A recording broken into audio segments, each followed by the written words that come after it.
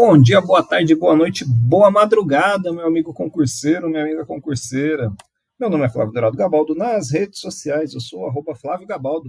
E hoje nós vamos falar um pouquinho sobre atualização monetária e os juros de mora na repetição do indébito tributário, porque tiveram duas mudanças recentes. Aconteceram duas mudanças recentes. Eu tenho certeza, você que é concurseiro, que uma delas você sabe, é a fixação de tese pelo STF. Mas teve uma mudança posterior que talvez você não tenha ficado sabendo. E por posterior, eu não digo muito tempo depois, eu digo um dia depois que vai mudar tudo. E se você não estiver atento, você vai errar na prova. Vamos lá? Vamos dar uma olhadinha? Antes de mais nada, nós vamos falar da cronologia, porque isso vai passar pelo Código Tributário Nacional, depois pela Lei 9.250 de 95. Eu tenho certeza que você lembra dela, do tema repetitivo 905 e do tema de repercussão geral número 810, tá? Depois que a gente falar desses dois temas, nós vamos falar um pouquinho sobre o tema de repercussão geral número 1062, por que ele vai ser tão importante na sua aprovação, especialmente diante do novo cenário. Nós vamos passar pela Emenda Constitucional 113 de 2021, numa parte que não foi incorporada ao corpo dogmático da Constituição. O artigo 3º da Emenda 113 é extremamente importante. Ele levou o STF a fixar tese no tema 1419, que a gente vai ver. Só que depois da fixação de tese no tema 1419, um dia depois, foi publicada a Emenda Constitucional 136. Bora ver o que tudo isso vai impactar na sua aprovação. Olha só, referente à repetição de indébito, o Código Tributário Nacional, no artigo 167, já diz: a restituição total ou parcial do tributo dá lugar à restituição na mesma proporção dos juros de mora e das penalidades pecuniárias, salvo as referentes a infrações de caráter formal, não prejudicadas pela causa da restituição. E o parágrafo 1º do artigo 161 dispõe a respeito da atualização e dos juros de mora nos débitos. Repito, nos débitos perante a Fazenda. Aqui não fala a respeito da repetição do indébito. Aqui são os juros de mora devidos para a Fazenda Pública. E lá, no parágrafo 1º, diz que se a lei não dispuser de modo diverso, os juros de mora são calculados à taxa de 1% ao mês. Beleza, Flávio? Mas e aí? O que tudo isso tem a ver? Vamos ver.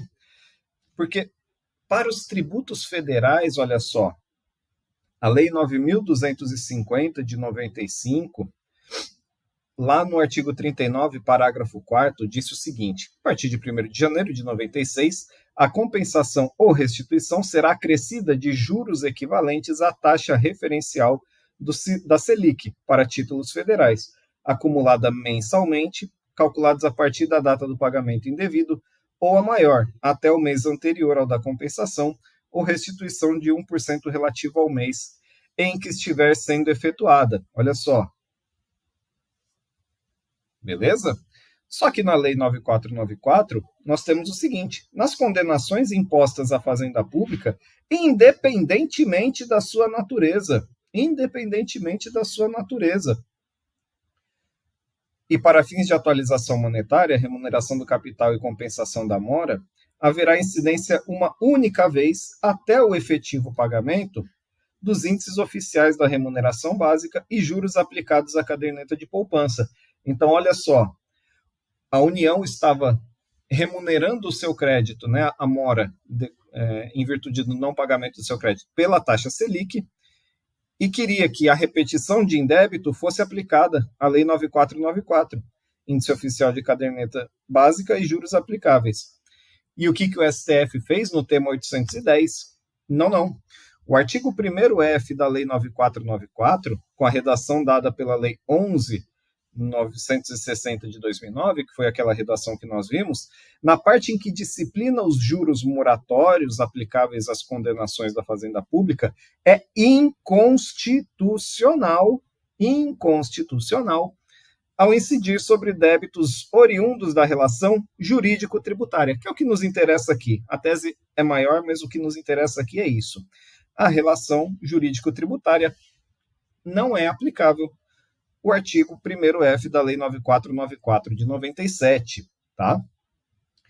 Os quais devem ser aplicados os mesmos juros de mora pelos quais a Fazenda Pública remunera o seu crédito tributário, em respeito ao princípio constitucional da isonomia.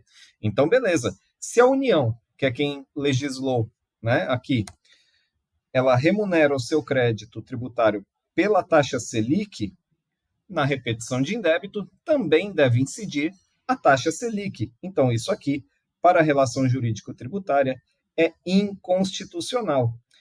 Beleza, Flávio, mas e aí? O que acontece depois? Acontece que o STF, tendo declarado inconstitucional, o STJ se viu na posição de enfrentar como devem ser fixados esses juros, então. E está lá. Fixou tese no tema repetitivo 905, que na parte que nos interessa, o item 3.3, dispõe acerca das condenações judiciais de natureza tributária. Olha só. A correção monetária e taxa de juros de mora incidentes na repetição de indébitos tributários devem corresponder às utilizadas na cobrança de tributo pago em atraso. Até aí, tranquilo, o STF já havia dito isso. Beleza. Mas o STJ foi além. Não havendo disposição legal específica, os juros de mora são calculados à taxa de 1% ao mês, que está lá no artigo 161, parágrafo 1º do CTN, que a gente viu lá no comecinho. Observada a regra isonômica e havendo previsão na legislação da entidade tributante, é legítima a utilização da taxa Selic, sendo vedada a sua cumulação com quaisquer outros índices. Maravilha. Então, o que o STJ disse? Olha só, não tendo legislação específica, a taxa de remuneração da mora é 1% ao mês, conforme está lá no artigo 161, parágrafo 1º do CTN. Se tiver legislação específica, observa a legislação específica. Ainda que essa legislação específica utilize a taxa Selic. Está tudo bem. O ente tributante, União já tem, né? Estado, Distrito Federal, município, qualquer que seja, ele pode legislar sobre isso e pode, inclusive, prever a taxa Selic. Beleza. Se não legislar, artigo 161, parágrafo 1º do CTN.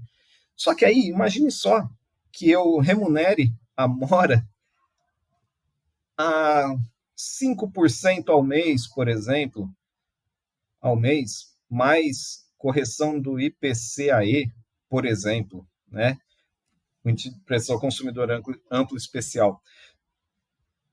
Percebam que isso aqui vai ficar alto, vai prejudicar demais quem eventualmente entrou em mora, tá? E aí, o STF, chamado a responder isso, o que acontece se esses índices forem exorbitantes, fixou tese no tema 1062 no seguinte sentido: os Estados-membros e o Distrito Federal, também os municípios, tá? Podem legislar sobre índices de correção monetária e taxas de juros de mora incidentes sobre seus créditos fiscais, limitando-se, porém, aos percentuais estabelecidos pela União para os mesmos fins. Ou seja, a gente já viu, é a Selic. Então, estados, os entes subnacionais, tá? Estados, Distrito Federal e municípios, eles podem legislar para remunerar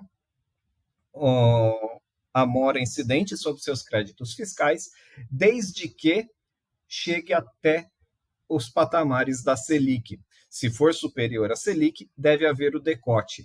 Perfeito? Então, eu tenho liberdade sim, mas eu tenho que respeitar a taxa Selic, tá? E isso promoveu o que se chama de simetria com teto, tá? Ou seja, no primeiro nível, eu tenho a simetria, eu posso remunerar a mora livremente, né? Só que por aplicação do tema 905, eu tenho que, para a mora decorrente do crédito fiscal, eu tenho que legislar no sentido de que a repetição de indébito deve observar os mesmos patamares. Então, se for 1% ao mês, né? INPC, por exemplo, mais 1% ao mês, para o crédito tributário, crédito fiscal em atraso, a repetição de indébito também deve ser remunerada pelo INPC, mais 1% ao mês. Então, se o contribuinte efetuou um pagamento indevido, pediu a repetição do indébito e houve uma decisão judicial transitada em julgado determinando a repetição desse indébito, esse indébito deve ser remunerado também pelo INPC mais 1% ao mês. Isso é a simetria, aplicação do tema 905 do STJ. Mas no segundo nível, nós temos um teto. A legislação deve aplicar, no máximo, a remuneração pela Selic, conforme a aplicação do tema de repercussão geral, número 1062. Beleza? Beleza. Então tá tudo pacificado.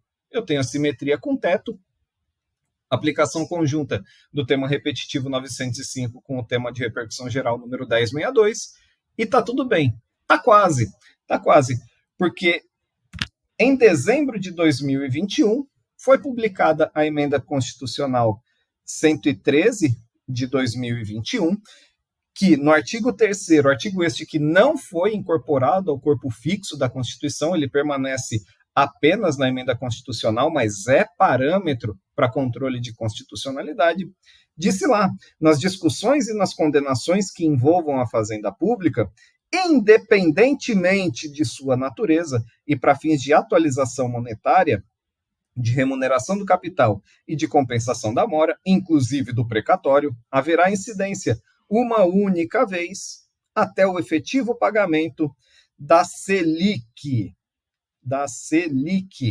Então, já cai por terra, basicamente, segundo essa emenda constitucional, cairia por terra o tema 905, porque os estados, Distrito Federal e municípios, aliás, o tema 1062 também, não mais poderiam legislar referente à atualização dos seus créditos, à remuneração da mora pelos seus créditos, porque eles deveriam aplicar obrigatoriamente a Selic. Né? É isso que diz o artigo 3º.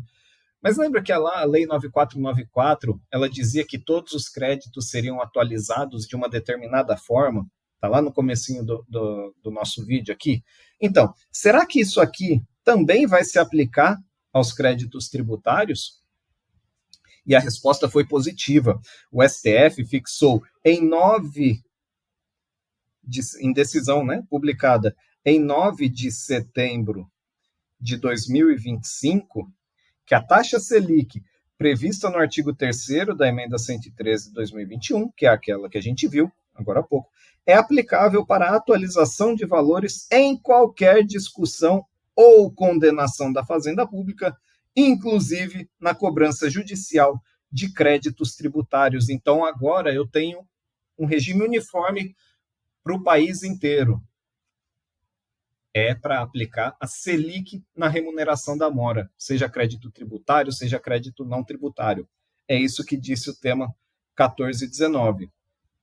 Então, agora pacificou. É Selic para tudo? Não. Porque no dia 10/9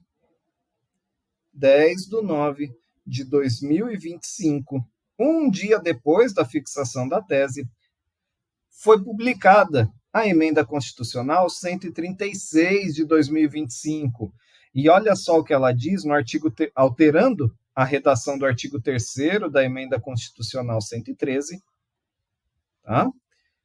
Passando a dispor nos termos que estão aí na sua tela, em especial o parágrafo 2º, nos processos de natureza tributária, serão aplicados os mesmos critérios de atualização e remuneração da mora pelos quais a Fazenda Pública remunera o crédito tributário, que é basicamente o entendimento do STF no tema 810 e do STJ no tema 905, tá? Então, nós voltamos, entre aspas, tá? Agora, estados, Distrito Federal, municípios, União, todo mundo pode legislar para atualização e remuneração da sua mora e vai ser aplicado, porque não caiu, vai ser aplicado o tema 1062.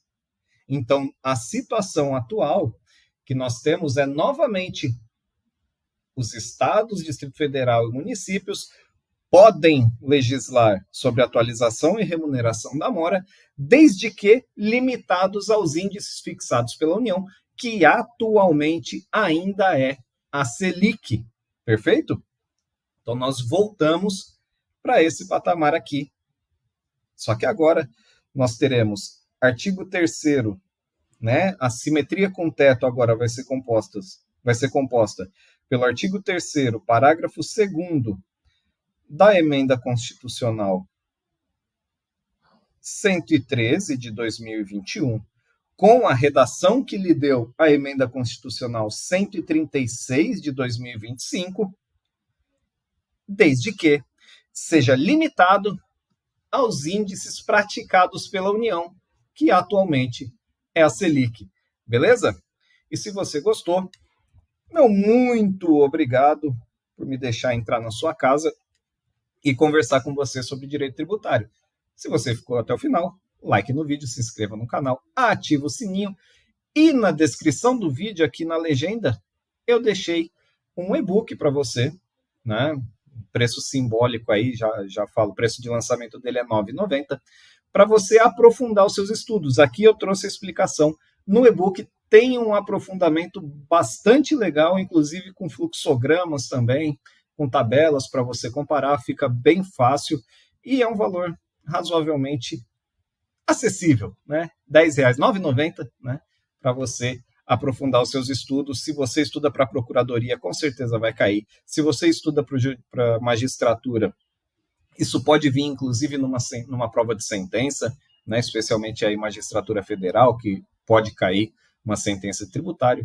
E para as outras carreiras, Ministério Público, Defensoria, enfim, tudo isso vai ajudar, tanto na sua prova objetiva, quanto eventual discursiva, e também na oral, porque não basta decorar, você tem que saber de onde vem. Um forte abraço, bons estudos e tamo junto. Valeu!